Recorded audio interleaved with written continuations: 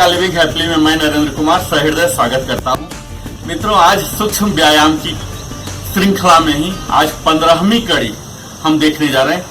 केहुनी नमन, अपने नी को बेंड करेंगे, नी बेंडिंग। तो आइए, इसके लिए भी हम प्रारंभिक स्थिति में सर्वप्रथम आ जाते हैं। बेशक आप इसे किसी भी क्रॉस लेग पोजीशन में भी कर सकते हैं, चेयर पर भी बैठ के कर सकते हैं, खड़े होकर भी कर सकते हैं। ये आप अपनी सुविधा को देखिए, पर हमारा सलाह होगा अगर आप इस प्रारंभिक स्थिति में आके करते हैं तो बेहतर, ज्यादा लाभ होगा।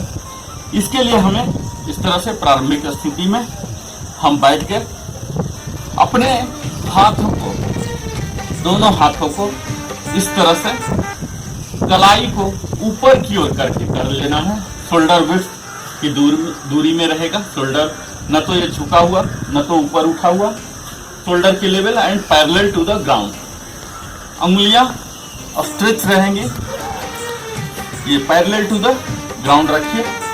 अब इसे हमें एल्बो से बेंड करना है। जब बेंड करते हैं तो आपकी दोनों कंधे को टच होना है, दोनों अंगुलियां इस तरह से ओपन कीजिए, ये क्लोज कीजिए।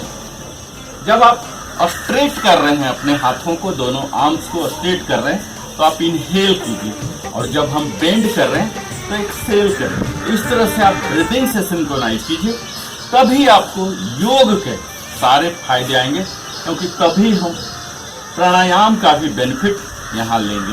Exhale, inhale, exhale, inhale, exhale, inhale. इस तरह से आप 10 टाइम्स कीजिए। ध्यान दीजिए आपका ये अपर आर्म में कोई भी मूवमेंट नहीं हो। हम ये नी के लिए कर रहे हैं मित्रों, तो सिर्फ नी में ही मूवमेंट होना चाहिए, कहीं और नहीं होना चाहिए। अगर कहीं और मूवमेंट हो गया तो इस नी के जॉइंट पर जो हम इफेक्ट देना चाह रहे हैं उसमें कमी आ जाएगी। तो इसीलिए आपको बिल्कुल स्थिर रखना है। Inhale, exhale, inhale, exhale, inhale, exhale. इस तरह से हम कर रहे हैं। हमारे बाइसेप ट्राइसेप पर भी काम हो रहे हैं और केहुनी में फ्लेक्सिबिलिटी आ रहा है। इसी का सेकंड स्टेज में दिखाता हूं मित्रों।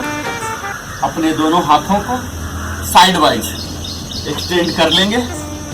यह भी पैरेलल टू द ग्राउंड हमारे शोल्डर हाइट का होगा, न झुका हुआ न उठा हुआ, बिल्कुल स्ट्रेट होगा। अब हम एक्सहेल करता हुआ दोनों हाथों को कंधों में अंगुलियों को टच कराएंगे। बिल्कुल ये चेस्ट ओपन रहेंगे, रोल्ड बैक रहेंगे।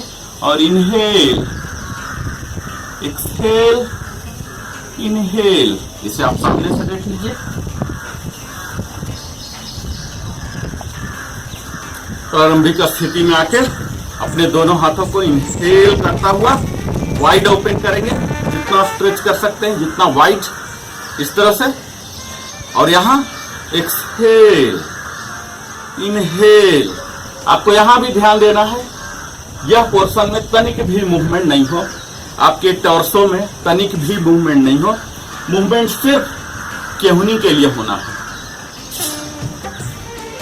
ये देखिए, सीधा देखिए।